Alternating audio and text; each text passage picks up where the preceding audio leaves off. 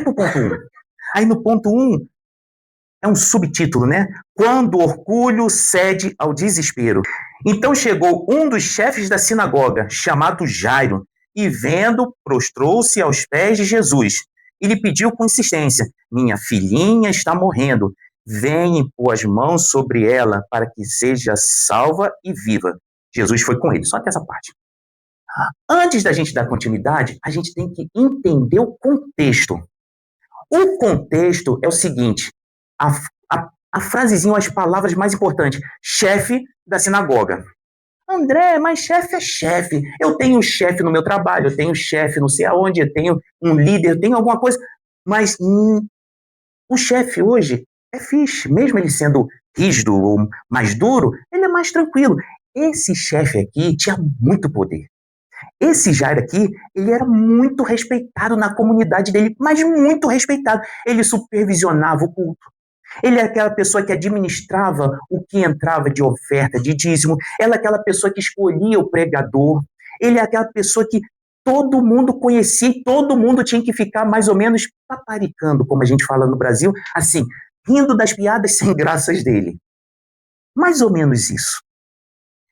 Só que esse homem, se vocês lembrarem do que eu já preguei, lá no capítulo 3, no versículo 6, Jesus já estava sendo perseguido. Os fariseus e os herodianos já estavam conspirando para fazer o quê? Matar Jesus. Para tudo. Para a Netflix agora. Parou. Pensa comigo. O homem era um judeu que não acreditava, vamos dizer assim, o judeu não acreditava que o Messias poderia ser Jesus. Jesus já estava sendo perseguido em todas as sinagogas. As portas já estavam se fechando. E esse homem que era o chefe da sinagoga, o que ele faz? Ele vai em direção a Jesus. Ele não só vai na direção de Jesus. Sabe o que ele faz? Se prostra. Prostrar é você se colocar aos pés de alguém. É você reconhecer que alguém tem uma autoridade acima que a sua. É você reconhecer que existe um Senhor. Alguém que tem poder de fazer algo que você não consegue fazer. Esse homem, pensa comigo, volta para o primeiro século. É isso que a gente aprende, estuda a Bíblia para a gente enraizar no nosso coração e não cair nessas falácias que estão sendo explicadas e sendo disseminadas aí fora. Quando você vê esse homem se prostrando, no meio daquele povo, com certeza tinham fariseus e herodianos. Eles devem ter pensado: o chefe da sinagoga, como ele se prostrou diante daquele homem que a gente quer matar. O que acontece? A reputação desse homem foi pro lixo. Aí, eu pergunto para nós que estamos no século XXI, quantas vezes a gente gosta de ter a nossa reputação? O nosso orgulho de sempre estar muito bem. O nosso Instagram, o nosso TikTok, o nosso Facebook, não pode ter nada que denigre a minha imagem, porque até o RH hoje, eu tenho pessoas que trabalham no RH, até o RH hoje busca nas redes sociais como é seu perfil. E esse homem se humilha diante de Jesus. E quantas vezes nós nos humilhamos diante de Jesus? Pensa, analisa. E nessa situação, a gente vê o seguinte: nossa, esse homem se prostrou, pastor André, porque ele estava passando dificuldade.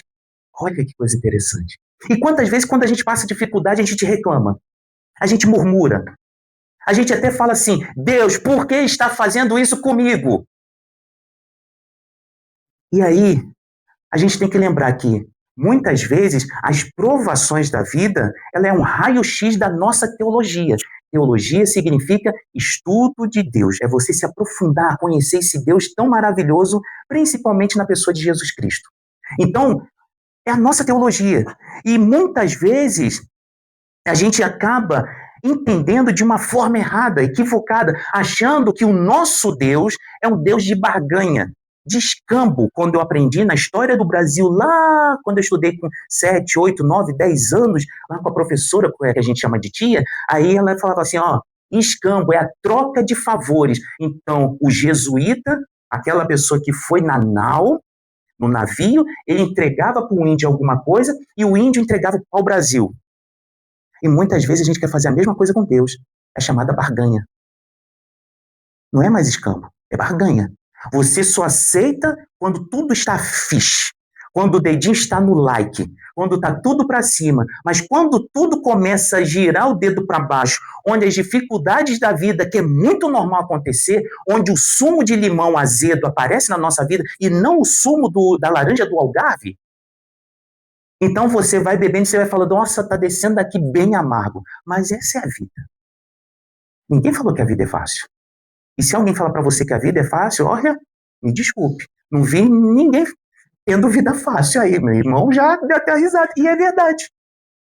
E Jairo, nessa situação, a gente vê o quê? Jairo tinha na cabeça, antes de chegar a Jesus, o seguinte, o mérito.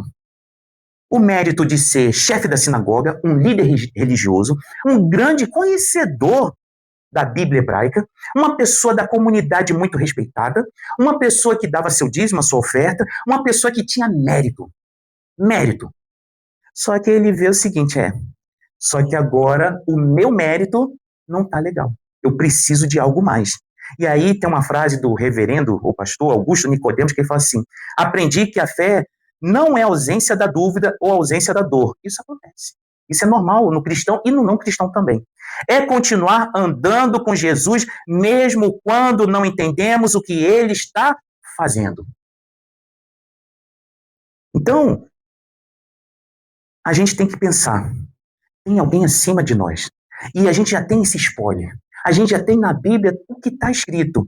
Esse spoiler que quem tem todo o poder, essa capacidade de destruir essa ilusão que a nossa sociedade relativista, essa sociedade tão equivocada, quer colocar na minha mente, no meu coração, me desculpa.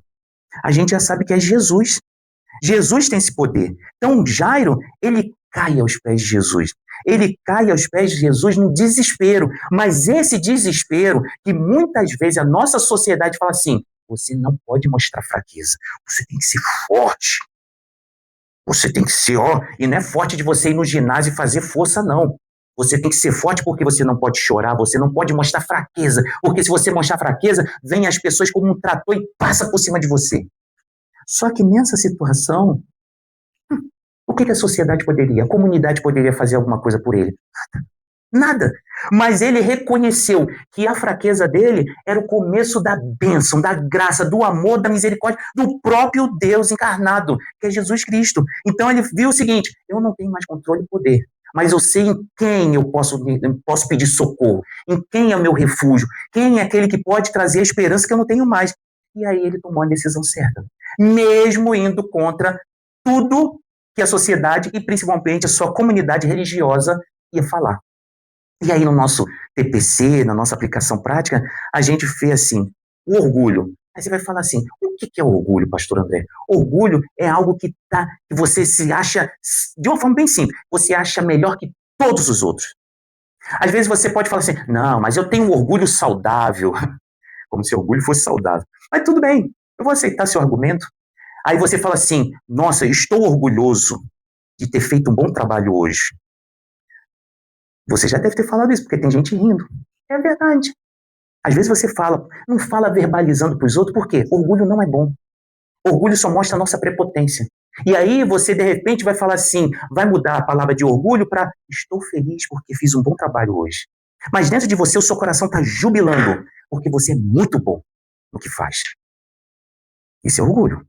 E tem aquele orgulho que as pessoas falam que é maldoso, que é arrogante, aquele que fala assim, eu sou melhor que todos vocês aqui juntos.